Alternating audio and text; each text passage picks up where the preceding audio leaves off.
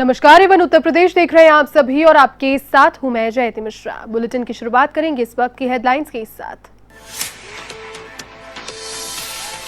UP विधानसभा का monsoon सत्र अनिश्चितकाल के लिए स्थगित। महंगाई समेत अन्य मुद्दों पर विपक्ष के हंगामे और शोर शराबे के बीच 14 विधेयक हुए पारित। 3 दिन में मात्र 12 घंटे 16 चली सदन की कार्यवाही।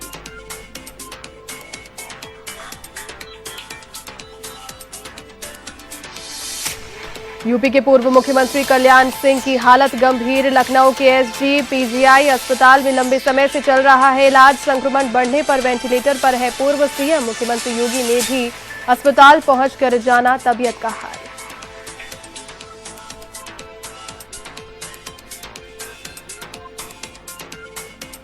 यूपी में वीकेंड लॉकडाउन पूरी तरह से किया गया खत्म। कोरोना के घटते मामलों को लेकर लिया गया फैसला। अब रविवार को भी सामान्य दिनों की तरह खुलेंगे बाजार।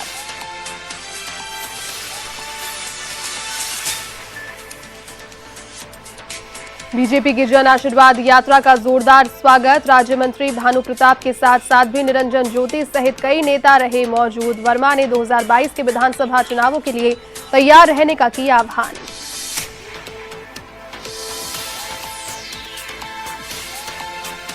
लखनऊ एयरपोर्ट पर कस्टम विभाग की बड़ी कार्रवाई। दुबई से आए यात्री से 302 ग्राम सोना किया बरामद। 14 लाख रुपए बताई जा रही है सोने की अनुमानित कीमत।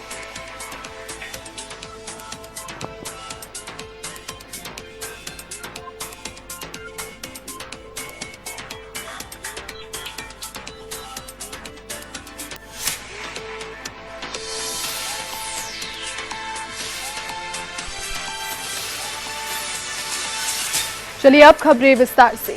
यूपी विधानसभा का मॉनसून सत्र अनिश्चितकाल के लिए स्थगित कर दिया गया है। जी हां, आपको बता दें कि सत्र 3 दिन तक चला और इस दौरान सदन में कुल 14 विधेयक पारित हुए। कुल मिलाकर 12 घंटे 16 मिनट ही अब तक सत्र चल पाया है। हालांकि पहले 24 अगस्त तक सत्र चलाने का कार्यक्रम था, लेकिन तीसरे दिन ही सत्र खत्म हो गया। सत्र में महंगाई समेत अन्य मुद्दों को लेकर विपक्ष के हंगामे, नारेबाजी और टोकाटाकी के चलते सदन की कार्यवाही 2 घंटे 9 मिनट तक बाधित रही। इस दौरान विधानसभा अध्यक्ष हृदय नारायण दीक्षित ने गुरुवार को सत्र को अनिश्चितकाल के लिए स्थगित करने में पहले इसमें भाग लेने वाले सदस्यों को धन्यवाद दिया। उन्होंने बताया कि 3 दिन के सत्र में 90 अल्पसूचित प्रश्न, 95 तारांकित प्रश्न और 134 अतारांकित प्रश्न प्राप्त हुए, जिसमें से कुल 270 प्रश्नों का उत्तर दिया गया। इसी प्रकार सरकार से वक्तव्य मांगने वाले नियम 51 के तहत 187 सूचनाएं मिली। दीक्षित ने बताया कि सत्र में सदन के नेता और मुख्यमंत्री योगी ने 1 घंटा 13 मिनट उपस्थित रहकर अनुपूरक बजट पर चर्चा की। ये तीनों दिन सदन में मौजूद रहे, जबकि नेता विरोधी दल राम गोविंद चौधरी समेत सभी दलों के नेता भी निरंतर सदन में उपस्थित रहे।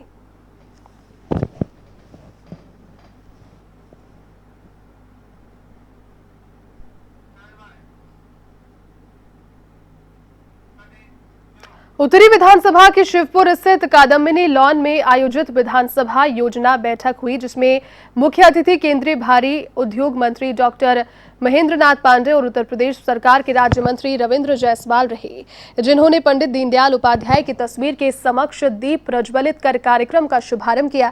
इस दौरान केंद्रीय मंत्री महेंद्र नाथ पांडे ने कहा कि आगामी कार्यक्रमों की कड़ी में प्रथम चरण में शक्ति केंद्र पर बूथ अध्यक्षों की बैठक, द्वितीय चरण में बूथ समिति सत्यापन कार्य तथा तृतीय चरण में मंडल द्वारा बूथ समितियों का सत्यापन कार्य, उसके पश्चात जिला द्वारा सत्यापन का कार्य किया जाएगा। तो वहीं बीजेपी सरकार के केंद्रीय मंत्री सपा और बसपा पर तंज कसते हुए कहा कि इन दोनों ही पार्टियों की जब भी सरकार उत्तर प्रदेश में रही है तो लूटपाट, डकैती और गैंगरेप कराई है।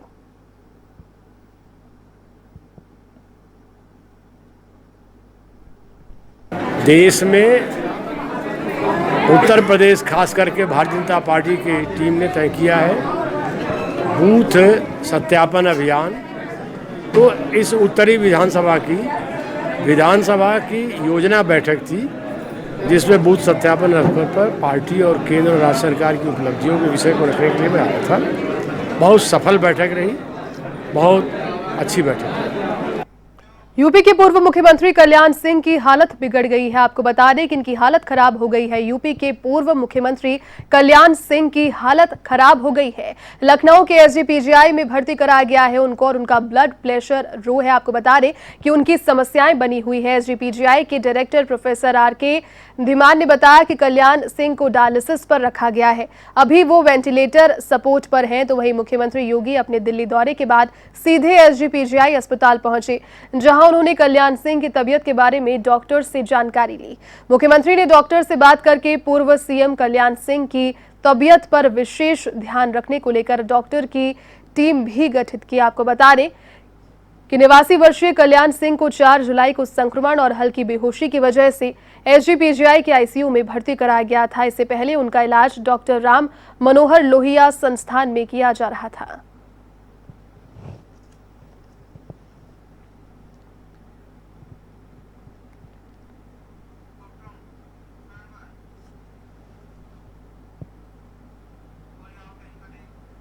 उत्तर प्रदेश में अब रविवार के लॉकडाउन को खत्म कर दिया गया है। दरअसल कोरोना के घटते मामलों के बाद ये बड़ा फैसला लिया गया। अब यूपी में बाजार सामान्य रूप से खुल पाएंगे। इससे पहले शनिवार का लॉकडाउन हटा दिया गया था। आपको बता दें कि उत्तर प्रदेश में बीते 24 घंटों के दौरान कोविड-19 के 29 नए मामले सामने आए, तो वहीं 2 मरीजों की संक्रमण के चलते मौत हो गई। प्रदेश में लगातार कोरोना के मामलों में गिरावट भी आई है। इसी को देखते हुए वीकेंड लॉकडाउन भी पूरी तरीके से खत्म करने को लेकर बड़ा फैसला लिया गया। सरकार के इस फैसले से व्यापारियों को भी काफी राहत मिलेगी।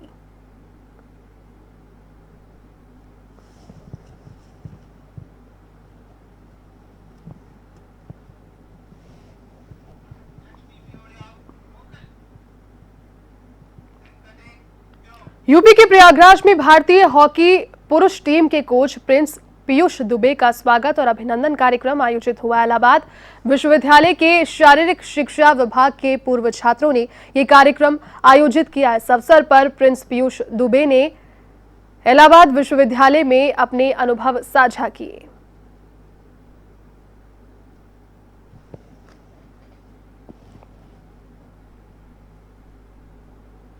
मनोबल जो है, मुझे लगता है ये जो भारत ने इस बार 41 वर्ष बाद ब्रॉन्ज मेडल जीता है, मुझे लगता है इससे ज़्यादा मनोबल बढ़ाने वाली बात और हम कुछ भी नहीं कर सकते हैं। बाकी मैं उनसे यही कहूँगा कि परिश्रम करते रहें और सच्ची मेहनत का फल ज़रूर मिलता है। ये इस मेडल ने सिद्ध कर दिया है। फतेहपुर में जन आशीर्वाद यात्रा कार्यक्रम में पहुंचे केंद्रीय राज्य मंत्री भानु प्रताप वर्मा का धाता कस्बे में भव्य स्वागत किया गया। इस दौरान मंत्री साध्वी निरंजन ज्योति सहित दर्जनों जनप्रतिनिधि वहां उपस्थित रहे। तो वहीं भाजपा नेताओं का काफिला खागा होते हुए फतेहपुर शहर के राधा गेस्ट हाउस पहुंचा, जहां पर भाजयुमो के जिलाध्यक्ष मधुराज विश्वकर्मा के नेतृत्व में कार्यकर्ताओं ने जोरदार स्वागत किया। साथ ही में जुलूस निकाला गया। इस दौरान साध्वी निरंजन ज्योति के द्वारा कांग्रेस की तरफ से भाजपा के खिलाफ गरीबों के साथ अन्याय होने वाले बयान पर पलटवार किया गया। तो वहीं केंद्रीय राज्य मंत्री भानु प्रताप वर्मा ने 2022 विधानसभा चुनाव को लेकर के कार्यकर्ताओं से अब कमर कसने की अपील भी की।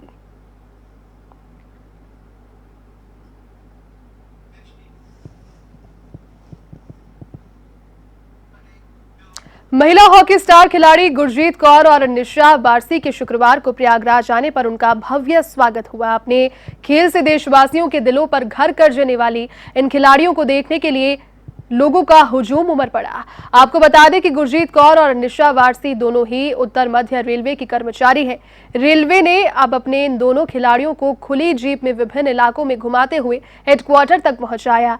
लोगों ने इनके स्वागत में जयकारे लगाए और इन पर पुष्प वर्षा भी की। हेडक्वार्टर में इनके लिए खास समारोह भी आयोजित किया गया।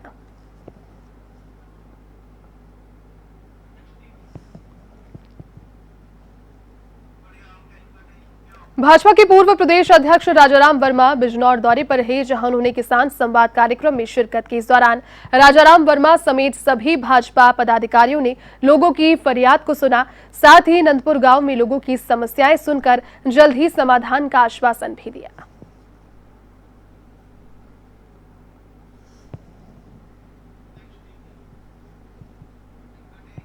तो वहीं कोरोना के संकट को देखते हुए प्रदेश सरकार ने मुहर्रम पर जुलूस निकालने की अनुमति नहीं दी। सरकार ने सभी को इस मौके पर घर पर ही रहने की अपील की है। तो वहीं महाराजगंज के विपक्षी नेताओं ने इस मुद्दे को लेकर सरकार पर निशाना साधा। उनका कहना है कि सरकार जुलूस निकालती है, चुनावी रैलियां करती है, जन आशीर्वाद यात्रा में भारी भीड़ भी उमड़ती है तो फिर कोरोना तब नहीं होता, लेकिन त्योहारों पर तमाम तरह की पाबंदियां लगाकर कोरोना का हवाला देती है।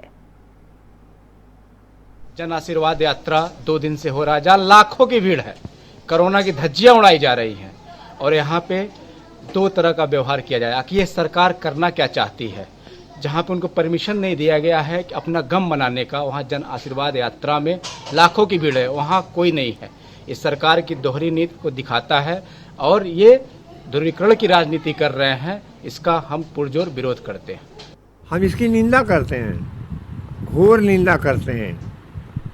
गंगा जमुनी तहजीब थी, हमारे यहाँ हिंदू मुसलमान दोनों ताजिया बनाते हैं। जन आशीर्वाद, किसको आशीर्वाद दे रहे हैं? महंगाई आसमान पे जा रही है, ये जन आशीर्वाद रैली निकाले तब कोरोना नहीं है। साप्ताहिक बाजार लग रही है, कोरोना नहीं है।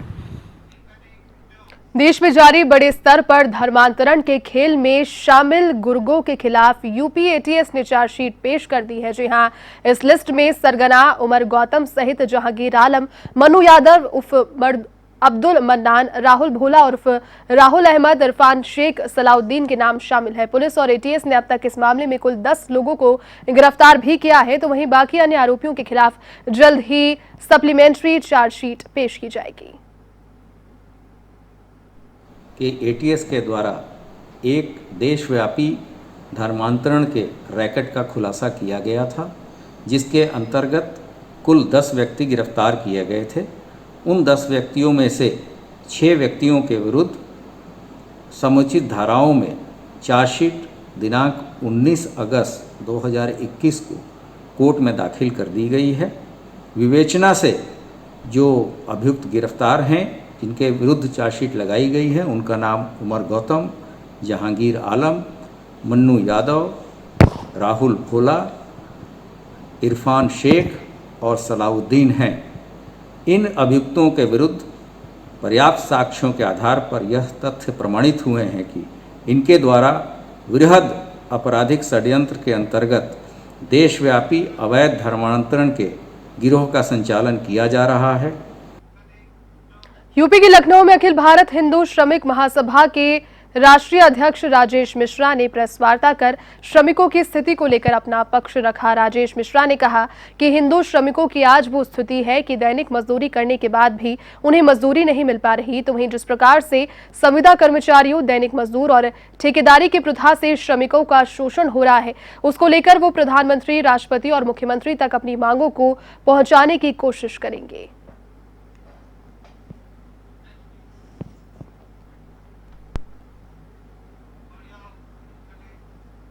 यूपी के शाहजहांपुर जनपद की कलान तहसील में दैत्य गुरु शुक्राचार्य की पावन तपोभूमि पटना देवकली शिव मंदिर पर जलाभिषेक के लिए श्रद्धालुओं की भारी भीड़ रही। श्रावण मास की अंतिम तेरस पर सुबह से ही श्रद्धालु जलाभिषेक के लिए जुटने लगे थे। शहर से लेकर ग्रामीण इलाकों से गुरु शुक्राचार्य की पावन तपोभूमि पर श्रद्धालुओं का सैलाब उमड़ा। हर हर महादेव के जयकारों से शिवालय गूंज उठे। शिव मंदिरों में पहुंचे श्रद्धालुओं ने शिवलिंग पर जलाभिषेक कर पूजा अर्चना भी की। इस बार मंदिरों में प्रवेश सरकार के आदेशों के अनुसार प्रशासन के द्वारा मेले की अनुमति नहीं मिली थी।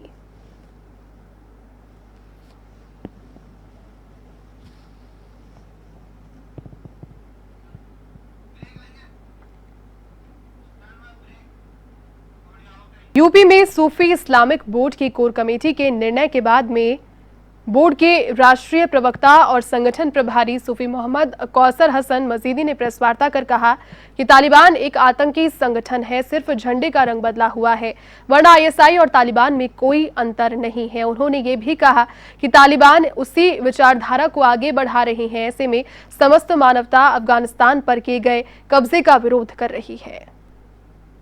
ओखला में होटल रिव्यू में सरवर चिश्ती जो अजमेर शरीफ के खादिम हैं, उन्होंने एक मीटिंग की थी। उस मीटिंग में उन्होंने पीएफआई के जो लोग भी उसमें शामिल थे, सज्जाद नोमानी भी शामिल थे, और बहुत सारे कट्टरपंथी जो शक्तियां हैं उनके प्रतिनिधि उसमें शामिल थे और उन्होंने उसमें ये बात कही कि हम लोग इत्तेहाद उम्मत करना चाहते हैं, हम ख्वाजा साहब की दरगाह से जुड़े हुए हैं, इसलिए हमारा काम लोगों को मुसलमानों को मुत्तहिद करने का है।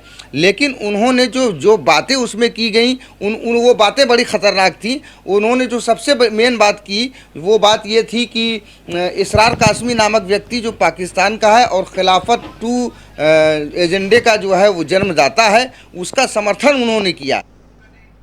तो वहीं महराजगंज के नौतनवा कस्बे में सरकार की गाइडलाइन का पालन नहीं करने से मुस्लिम समाज के लोगों ने ताजिया जुलूस निकाला। आपको बता दें कि जय हिंद चौराहे पर लोगों के जुलूस के रूप में लोग इकट्ठा हो गए। इस पर जब पुलिस ने उन्हें रोकना चाहा तो वे पुलिस से उलझ पड़े। काफी मशक्कत के बाद पुलिस ने मामले को शांत कराया और एक ताजिए को ले जाने की छूट दी।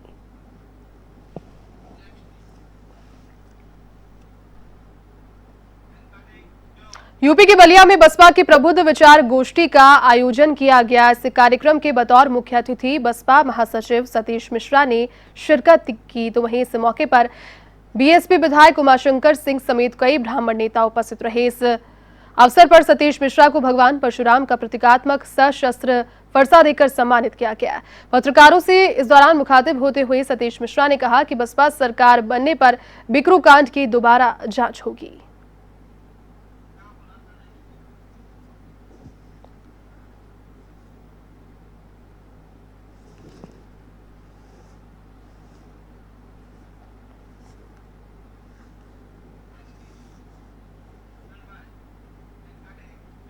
तो वहीं इटावा में 2 दिन पहले हुई युवती की संदिग्ध परिस्थितियों में मौत के मामले में पुलिस ने खुलासा कर दिया है। जी हां, पुलिस के अनुसार मृतक युवती अपने टीचर प्रेमी से शादी करना चाहती थी, लेकिन प्रेमी नौकरी लगने के बाद शादी करने की बात पर अड़ा था। पुलिस ने आरोपी टीचर को गिरफ्तार कर लिया है। पुलिस के अनुसार शादी करने की बात को लेकर दोनों के बीच में बहस हुई और युवक ने युवती की हत्या कर दी। तो वहीं इस मामले में आरोपी की बहन अपने भाई को निर्दोष बता रही है।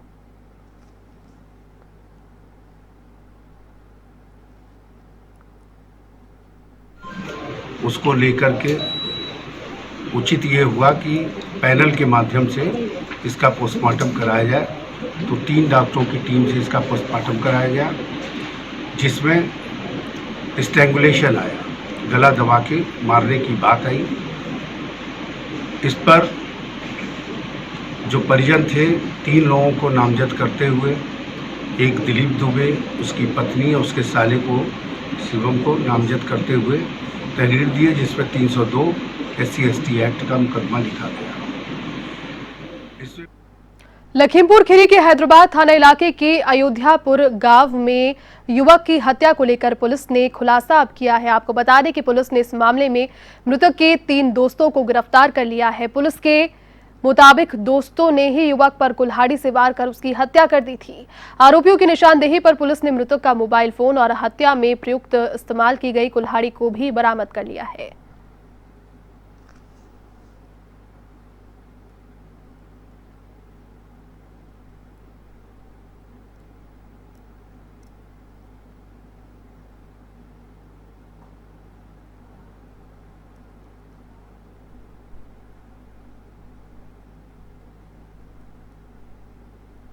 दिनांक 18 अगस्त की रात्रि में थाना हैदराबाद क्षेत्र अंतर्गत अयोध्यापुर गांव के रहने वाले मंगल नाम के एक युवक की किसी अज्ञात व्यक्ति के द्वारा गर्दन पे धारदार हथियार से वार करके हत्या कर दी गई थी। इस घटना के संबंध में तत्समय थाना हैदराबाद पर सुसंगत धाराओं में अभियोग पंजीकृत किया गया था और हैदराबाद थाना की पुलिस के द्वारा घटना का सफल अनावरण करते हुए 3 अभियुक्तों को, जिनके नाम अमित, भल्लू और अपिल हैं, उनको गिरफ्तार किया गया है।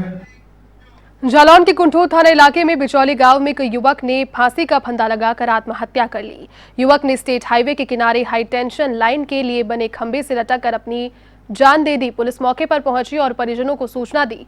आपको बता दें कि जिस युवक ने आत्महत्या की है उसके 3 बहनें हैं। रक्षाबंधन से पहले भाई का इस तरह से चले जाना बहनों के लिए किसी आघात से कम नहीं है। पुलिस फिलहाल मामले की जांच में जुटी है।